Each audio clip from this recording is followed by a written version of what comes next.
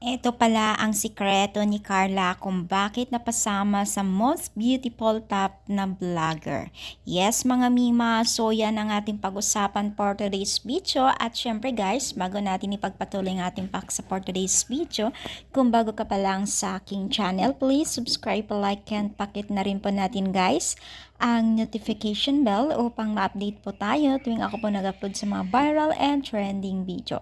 Alam niyo ba guys na itong si Carla ay isa sa mga usap-usapan na naman po sa larangan ng social media na kung saan ay hindi po inakala at talagang nagulat ng lahat nang nalaman nilang itong si Carla ay isa sa mga pinaka-top po na pinakamagandang vlogger sa Pilipinas.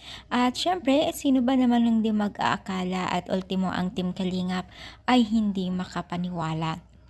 Ang tanong, ano ang sikreto ni Carla? Siyempre noon pa man ay given na po sa kanya ang kagandahan niya at pangalawa ay hindi po siya bumitaw at masunurin po sa Team Kalingap sa bawat anggulo ay makita natin ang kanyang pagiging isang humble at syempre kahit saan mo makita ay maganda talaga itong si Carla at hindi siya bumitaw sa Team Kalingap. Yan ang isa sa mga sikreto niya na kung saan ay mas lalo pang siyang nakikilala sa larangan ng social media dahil po sa mga event po na pinapagawa ng Team Kalingap sa kanyang episode o sa kanilang episode bilang isang love team at na-enhance po ang kanyang kagandahan.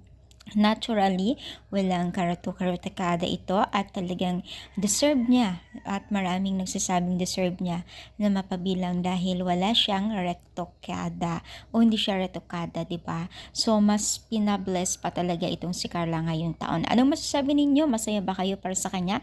I-comment down palike po ang ating video. Thank you and God bless.